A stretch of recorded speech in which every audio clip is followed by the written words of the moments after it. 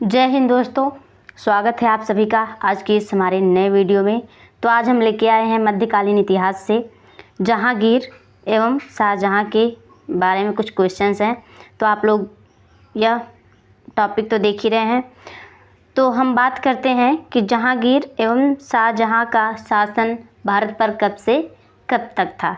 तो ठीक है, तो वीडियो में लास्ट तक बने रहिएगा दोस्तों। अगर वीडियो अच्छी लगे तो वीडियो को लाइक, और अगर चैनल पर नए हैं तो चैनल को सब्सक्राइब करना न भूलिएगा। तो चलिए बात करते हैं यहाँ पे जहांगीर का जो शासनकाल था। तो पहले बात कर लेते हैं जहांगीर कौन था। तो वह थे अकबर के पुत्र। जहांगीर अकबर के पुत्र थे, जो कि इनका बचपन का नाम था सलीम। ठीक है, सलीम चिश्ती। तो जहांगीर का शासनकाल भारत पर 1605 से 1627 ईस्वी तक था। एवं शाहजहां जो थे वो जहांगीर के पुत्र थे। शाहजहां जहांगीर के पुत्र थे। तो शाहजहां का शासनकाल 1627 से 1658 ईस्वी तक था। ठीक है, तो चलिए देखते हैं हमारा पहला प्रश्न क्या है। पहला प्रश्न हमारा दिया है, वर्ष 1605 ईस्वी में जहांगीर का राज्याभिषेक कहाँ किया गया। तो पहले हम बात कर लेते हैं जहांगीर का राज्याभिषेक किस सन में किया गया। तो कहेंगे 1605 ईस्वी में। तो किस जगह पर, तो आगरा में। जहांगीर का राज्याभिषेक आगरा में किया गया था। यहाँ पे हमारा दूसरा क्वेश्चन है, जहांगीर की पत्नी नूरजहां के बचपन का नाम क्या था। तो जहांगीर की पत्नी कौन थी, नूरजहां। ठीक है, तो नूरजहां का बचपन का नाम क्या था, मेहरुनिस्सा। क्या था, मेहरुनिस्सा। तो अगला प्रश्न देखेंगे, यहाँ पे हमारा कुछ पॉइंट है। जहांगीर से विवाह के पश्चात नूरजहां ने नूरजहां गुट का निर्माण किया। तो जब नूरजहां जो थी जहांगीर से विवाह करने के बाद उन्होंने नूरजहां गुट का निर्माण किया। ठीक है, गुट मतलब टोली। नूरजहां टोली का निर्माण किया। इस गुट के प्रमुख सदस्य थे शहजादा खुर्रम। कौन थे, जो इन्होंने गुट बनाया था उसके जो प्रमुख सदस्य थे वह थे शहजादा खुर्रम, बाद में शाहजहां। ठीक है, बाद में शाहजहां बने। तो अस्मत बेगम नूरजहां की माँ थी। ठीक है, अस्मत बेगम कौन थी, नूरजहां की माँ थी। एतमुद्दौला या मिर्ज़ा गियास कौन थे, एतमुद्दौला ये थे नूरजहां के पिता। कौन थे, एतमुद्दौला नूरजहां के पिता या मिर्ज़ा गियास बेग। ठीक है, एवं आशफ खां जो कि नूरजहां के भाई थे। इन्होंने इस गुट का प्रभाव 1627 ईस्वी तक रखा। ठीक है, इस गुट का प्रभाव 1627 ईस्वी तक रहा। तो इसमें कौन कौन से लोग थे। तो इस गुट में नूरजहां की माँ थी, और नूरजहां के पिता, नूरजहां के भाई। ठीक है, अगला प्रश्न हमारा, मुगल चित्रकला किस शासक के काल में अपनी पराकाष्ठा पर पहुंची। तो कहेंगे जो मुगल चित्रकला था वह जहांगीर के शासनकाल में अपनी पराकाष्ठा पर पहुंची थी।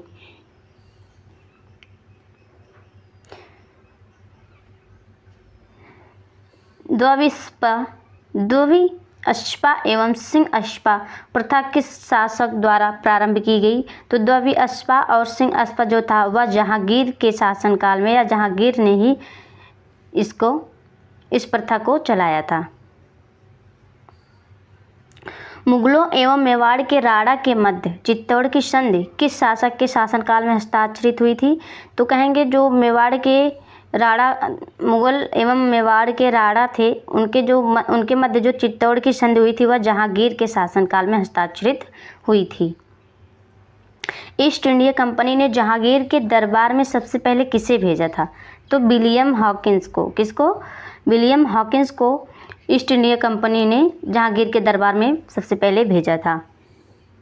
जहांगीर ने इंग्लिश खान की उपाधि से किस अंग्रेज को सम्मानित किया।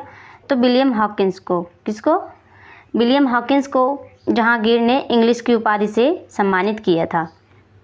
भारत में किस मुगल शासक का मकबरा स्थित नहीं है। तो कहेंगे बाबर एवं जहांगीर, इनका मकबरा स्थित नहीं है। जो कि बाबर का मकबरा कहाँ था, वो काबुल में था, फिर वहाँ से फिर हटाया गया। फिर जहांगीर का लाहौर में था, वहाँ से भी उनका जो मकबरा था वहाँ से भी हटा गया। तो इनकी जो मकबरे थे वो स्थित नहीं थे। जहांगीर के दरबार में पक्षियों का सबसे बड़ा चित्रकार कौन था। तो उस्ताद मंसूर थे, जो कि सबसे बड़े खुसरो शहजादा द्वारा जहांगीर के विरुद्ध विद्रोह करने में सहायता देने के कारण जहांगीर के द्वारा सिख गुरु अर्जुन देव को फांसी दे दी गई थी। तो जो खुसरो थे, ठीक है, वो शहजादा के द्वारा जहांगीर के विरुद्ध उन्होंने विद्रोह किया था, ठीक है, विद्रोह करने में उनकी सहायता की थी। उसके बाद इसी के कारण जहांगीर के द्वारा सिख गुरु अर्जुन देव को फांसी दे दी गई थी। जहांगीर के शासनकाल में प्रमुख चित्रकार कौन थे? तो उस्ताद मंसूर तथा अबुल हसन, यह दो थे जो कि जहांगीर के शासनकाल में प्रमुख चित्रकार माने जाते थे। आगरा में एतमुद्दौला का मकबरा किसके द्वारा बनवाया गया? तो नूरजहां कौन थी? वह एतमुद्दौला की बेटी थी। तो नूरजहां ने अपने पिता के लिए आगरा में मकबरा बनवाया था। मरियम उज़ ज़मानी का मकबरा किसके द्वारा बनवाया गया? तो शाहजहां के द्वारा। मरियम उज़ ज़मानी का मकबरा शाहजहां के द्वारा बनवाया गया था। गुलाब से इत्र निकालने की विधि को किसके द्वारा विकसित किया गया? तो अस्मत बेगम, नूरजहां की माँ के द्वारा। नूरजहां की माँ जो थी वह गुलाब से इत्र को निकालने की विधि को विकसित की थी। किस मुगल सम्राट ने अपनी राजधानी आगरा से दिल्ली स्थानांतरित की? तो दोस्तों कहेंगे शाहजहां ने। शाहजहां ने अपना जो राजधानी था उनका पहला राजधानी आगरा था, तो उन्होंने आगरा से बदलकर उन्होंने अपना राजधानी दिल्ली कर लिया था। बलबन द्वारा प्रारंभ किया गया दरबारी रिवाज सिजदा एवं पैबोस किस मुगल बादशाह ने समाप्त कर दिया? तो जहांगीर ने। जो बलबन थे वो कैसी प्रथा को चालू किए थे? तो वह था दरबारी रिवाज सिजदा एवं पैबोस, जिसको मुगल बादशाह जहांगीर ने समाप्त कर दिया था। शाहजहां की पत्नी अर्जुबंद बानो बेगम को किस प्रचलित नाम से जाना जाता था? तो जो शाहजहां की पत्नी थी, शाहजहां की पत्नी अर्जुमंद बानो बेगम को किस प्रचलित नाम से जाना जाता था? तो शाहजहां की पत्नी का नाम क्या था? उनका नाम था अर्जुमंद बानो बेगम। तो इनको जो है मुमताज़ महल के नाम से जाना जाता था। मुमताज़ महल की मृत्यु के पश्चात शाहजहां ने उनकी स्मृति में आगरा में ताजमहल का निर्माण करवाया। तो आप लोगों ने देखा ही होगा आगरा में जो ताजमहल है वो किस लिए बनवाए थे? तो ये तो फेमस है, जो कि भारत का 7वां अजूबा माना जाता है, ठीक है। तो यह है मुमताज़ महल जो थी, उनकी मृत्यु के बाद शाहजहां ने आगरा में ताजमहल का निर्माण करवाया था। तो ताजमहल के जो वास्तुकार थे वो थे उस्ताद अहमद लाहौरी, ठीक है। मयूर सिंहासन तख्त ए ताउस का निर्माण किसके द्वारा कराया गया? तो शाहजहां के द्वारा मयूर सिंहासन का निर्माण करवाया गया था। शाहजहां के काल को किस ऐतिहासिक कार ने मुगल शासन का स्वर्ण युग कहा था? तो A.L. श्रीवास्तव ने शाहजहां के शासनकाल को स्वर्ण युग का नाम दिया था। अपनी सहिष्णुता तथा उदारता के कारण किसे लघु अकबर के नाम से जाना जाता है? तो दारा शिकोह कौन थे? जो कि शाहजहां के पुत्र थे। इन्हें लघु या छोटा अकबर के नाम से जाना जाता था। उपनिषदों का फारसी अनुवाद शाहजहां के शासनकाल में शहजादे दारा शिकोह ने सिर ए अकबर शीर्षक के नाम से किया था। तो जो उपनिषद थे उनका जो फारसी अनुवाद किया गया था शाहजहां के शासनकाल में, वो किसने किया था? तो कहेंगे शाहजहां के पुत्र दारा शिकोह ने सिर ए अकबर शीर्षक के नाम से किया था। स्थापत्य कला का स्वर्णकाल किस मुगल शासक के शासनकाल को माना जाता है? तो शाहजहां के शासनकाल को स्थापत्य कला का स्वर्णकाल माना जाता था। हिंदू तथा ईरानी वास्तुकला का सर्वप्रथम समन्वय हमें किस इमारत देखने को मिलता है? तो कहेंगे ताजमहल।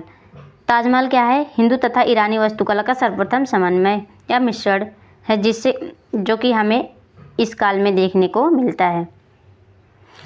ईरान के शाह तथा मुगल शासकों के मध्य विवाद का मुख्य क्षेत्र क्या था? तो कहेंगे कंधार।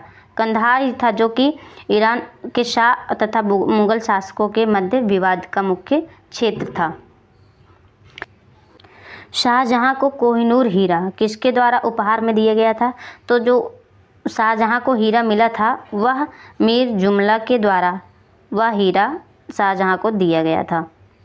अगला क्वेश्चन हमारा है, दिल्ली में स्थित लाल किले का निर्माण किसके द्वारा कराया गया था? तो कहेंगे शाहजहां के द्वारा। दिल्ली में जो लाल किला है शाहजहां के द्वारा ही उसका निर्माण करवाया गया था।